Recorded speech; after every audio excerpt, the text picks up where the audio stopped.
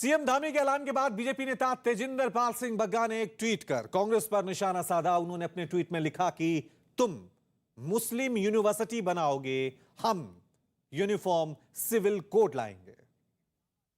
वहीं बीजेपी नेता अनिल बलूनी ने भी एक ट्वीट कर इस फैसले को ऐतिहासिक बताया। उन्होंने अपने ट्वीट में लिखा कि आज उत्तराखंड के मुख्यमंत्री पुष्कर सिंह धामी ने यूनिफॉर्म सिविल कोड को लेकर जो घोषणा की है वो ऐतिहासिक है। पूरा उत्तराखंड इसका स्वागत कर रहा है। यह देवभूमि की भावनाओं और संस्कारों के ही अनुरूप है। इस ऐतिहासिक घोषणा के लिए मुख्यमंत्री को साधुवाद।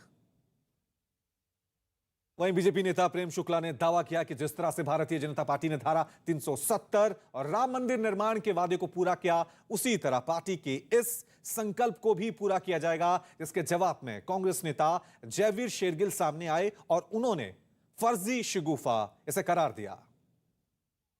समान नागरिक संहिता भारतीय जनता पार्टी का जो प्रमुख हमारे जो वचन है उसमें से एक है। जिस तरह से अनुच्छेद 370 संशोधित हुआ, जिस तरह से आज राम मंदिर का भव्य दिव्य निर्माण हो रहा है, उसी तरह से समान नागरिक संहिता भी भारतीय जनता पार्टी का संकल्प है और उसको साकार किया जाएगा।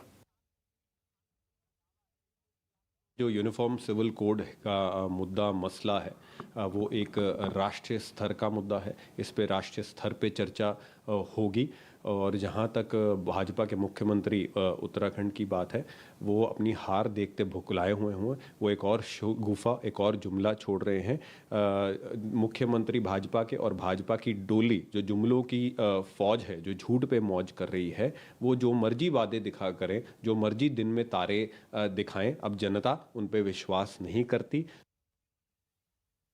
यूनिफॉर्म सिविल कोड पर कांग्रेस प्रवक्ता गरिमा दोसानी ने प्रतिक्रिया दी। उन्होंने बीजेपी पर पिछले 5 साल में कोई काम नहीं करने का आरोप लगाते हुए इस ऐलान को चुनावी स्टंट करार दिया। उत्तराखंड में अपनी दाल ना गलते हुए देखकर भारतीय जनता पार्टी ने एक नया शिगुफा दिया है। मुख्यमंत्री पुष्कर सिंह धामी ने यूनिफॉर्म कॉमन सिविल कोड लागू करने की बात कही है। मैं पूछना चाहती हूं इन भाजपाइयों से, केंद्र में आप 7.5 साल से काबिज हैं सत्ता पर और यहां प्रदेश के अंदर पिछले 5 साल से आप सत्ता की मलाई चाट रहे हैं, तब आपको किसने रोका था यूनिफॉर्म सिविल कोड लागू करने के लिए? पुष्कर सिंह धामी के ऐलान पर गुजरात के विधायक जिग्नेश मेवाणी ने भी एक ट्वीट किया। उन्होंने अपने ट्वीट में लिखा कि जब बीजेपी को पता चला कि वो उत्तराखंड में पराजित होने जा रही है, तब चुनाव के ठीक एक दिन पहले ऐलान करते हैं कि चुनाव जीतते ही सरकार यूनिफॉर्म सिविल कोड लागू करेंगे। मतलब हार की बौखलाहट में कुछ भी करके मुद्दों से जनता का ध्यान भटकाओ।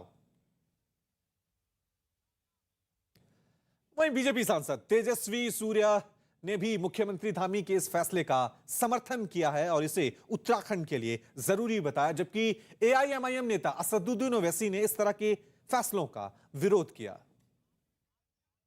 उत्तराखंड के युवा मुख्यमंत्री पुष्कर सिंह धामी जी ने आज उत्तराखंड में यूनिफॉर्म सिविल कोड को इंट्रोड्यूस करने का बहुत बड़ा निर्णय आज उन्होंने अनाउंस किया है।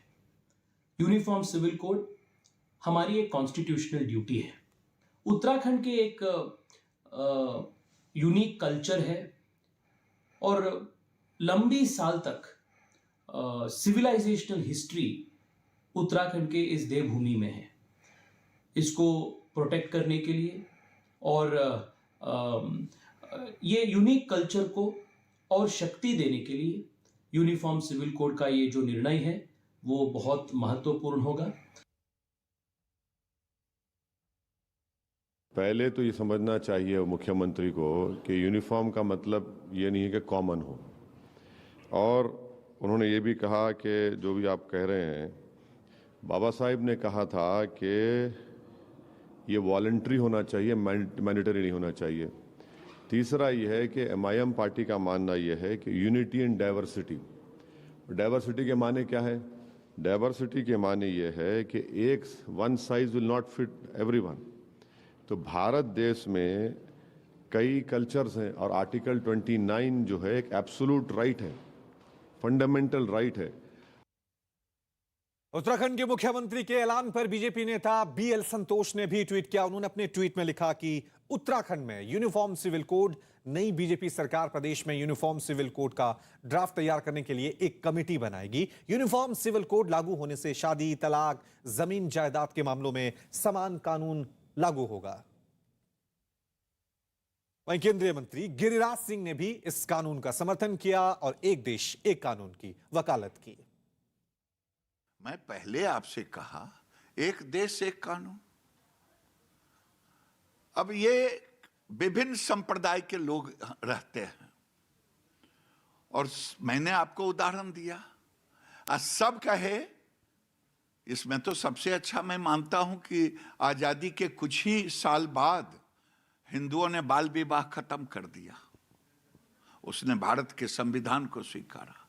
सबको स्वीकारना चाहिए। इसीलिए एक देश एक कानून होना